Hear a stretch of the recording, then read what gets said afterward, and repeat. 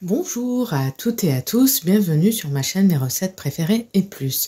Aujourd'hui, je vais vous proposer une recette de milkshake qui sera la bienvenue en ce moment avec ces températures élevées. Un bon milkshake à la pomme à servir bien frais. Vous pourrez le prendre soit en collation, soit au petit déjeuner, soit en guise de dessert. Ça sera très très bon et riche en vitamines. Alors, vous aurez besoin des ingrédients suivants. Donc là, moi j'ai 4 petites pommes, 4 petites pommes, 50 centilitres de lait, un yaourt nature à la grecque. On va le sucrer avec 2 cuillères à soupe de miel, donc à ajuster en fonction de votre goût. Et facultatif, on va rajouter quelques pincées de cannelle pour décorer notre milkshake. Alors dans un premier temps, ce qu'on va faire, on va éplucher les pommes, on va enlever les graines et on va les couper en tout petits morceaux pour pouvoir les mixer. Donc je réalise cela et je reviens vers vous. Et voilà, donc les 4 pommes ont été épluchées et coupées en petits morceaux comme ceci. Donc maintenant on va passer à la phase mixage. Alors dans un premier temps, on va verser les pommes qu'on a coupées en petits dés comme ceci.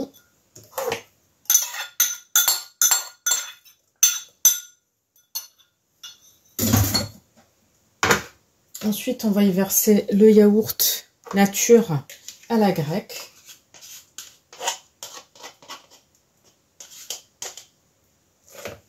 Alors ensuite, on va ajouter 2 cuillères à soupe de miel.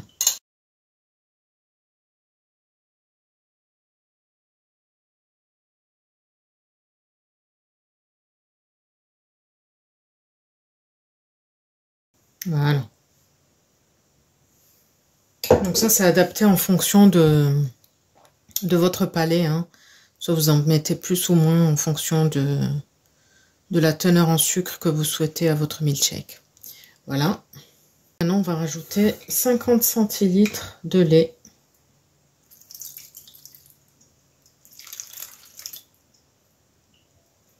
Bon, je le mets sur la cuillère pour rincer la cuillère.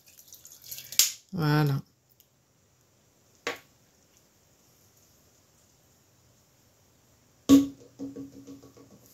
Et enfin, une petite pincée de cannelle. Donc ça, c'est optionnel, hein.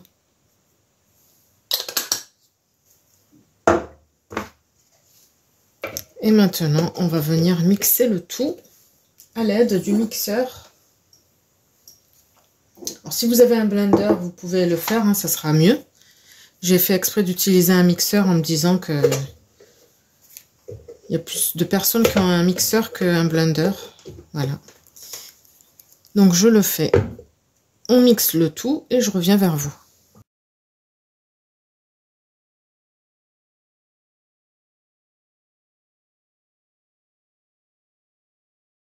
Voilà, vous mixez jusqu'à ce que ce soit bien lisse. Et ensuite, vous retirez le mixeur.